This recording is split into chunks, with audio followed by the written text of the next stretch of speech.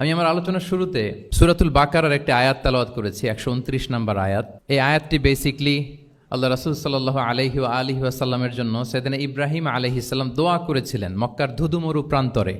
এখনকার মক্কার মতো না, তখন জনমানব শূন্য মক্কা ছিল, ধুধুমরু প্রান্তর, চারিদিকে কেউ নেই। তো এরকম একটি ব্যারেন ল্যান্ডে সাইয়েদনা ইব্রাহিম আলাইহিস সালাম আল্লাহ তাআলার কাছে একটা দোয়া করেছিলেন। ওই দোয়াটাই আল্লাহ তাআলা সরাসরি কোট করেছেন সূরা বাকারায় 129 নম্বর আয়াতে।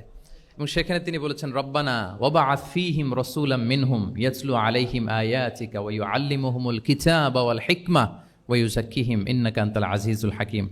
মানে হে আমাদের রব, এই ভূখণ্ডের মধ্য থেকেই এই জনপদবাসীর জন্য আপনি একজন রাসূল প্রেরণ করুন, যিনি আপনার নিদর্শনসমূহ তাদের সামনে পাঠ করে শোনাবে, যিনি আপনার কিতাব তাদেরকে শিক্ষা দিবে, তাদেরকে প্রজ্ঞা শিখাবে, পরিশুদ্ধ করবে, এবং নিশ্চয় আপনি পরাক্রমশালী, নিশ্চয় আপনি প্রজ্ঞাময়।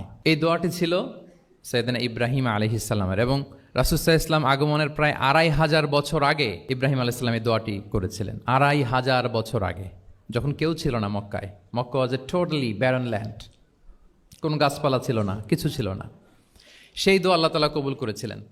এবং এই দোয়ায় বেসিকলি তিনি আখিরি নবীর জন্য 4টা ফিচার কামনা করেছেন, যে আল্লাহ এই 4টা ফিচার দিয়ে আপনি নবী পাঠাবেন। এর মধ্যে একটা ছিল ওয়া ইউআল্লিমুহুমুল কিতাব, যে এমন নবী যেন হয় তিনি এই জনপদের লোকদেরকে কিতাব শিখাবে। কি শিখাবে?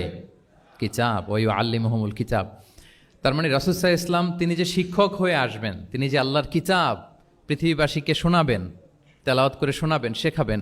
এই দোয়া রাসূল সাল্লাল্লাহু আলাইহি ওয়াসাল্লাম আগমনের 2500 বছর আগে সাইয়েদনা ইব্রাহিম আলাইহিস সালাম করেছিলেন। এবং রাসূল সাল্লাল্লাহু আলাইহি ওয়াসাল্লাম নিজেও বিভিন্ন হাদিসে ঘোষণা করেছেন যে আমি শিক্ষক হিসেবে প্রেরিত হয়েছি।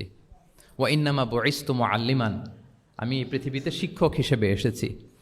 রাসূল সাল্লাল্লাহু আলাইহি ওয়াসাল্লাম দুইটা গ্রুপ দেখলেন মসজিদে। এক গ্রুপ তারা জিকির আজকার করে, আরেক গ্রুপ তারা রিসার্চ করে, গবেষণা করে। রাসূল সাল্লাল্লাহু আলাইহি ওয়াসাল্লাম বললেন দুই দলই ভালো কাজ করতেছে, কিন্তু রাসূল সাল্লাল্লাহু আলাইহি ওয়াসাল্লাম যারা গবেষণা করতেছে, পড়াশোনা করতেছে, ফিকহ নিয়ে আলোচনা করতেছে, তাদের সাথে যেয়ে বসে গেলেন। আর তিনি বললেন ওয়া ইন্নামা বুইসতু মুআল্লিমান, আমি এই গ্রুপকে প্রায়োরিটি দিয়েছি কারণ আমি নিজেই শিক্ষক হিসেবে প্রেরিত হয়েছি।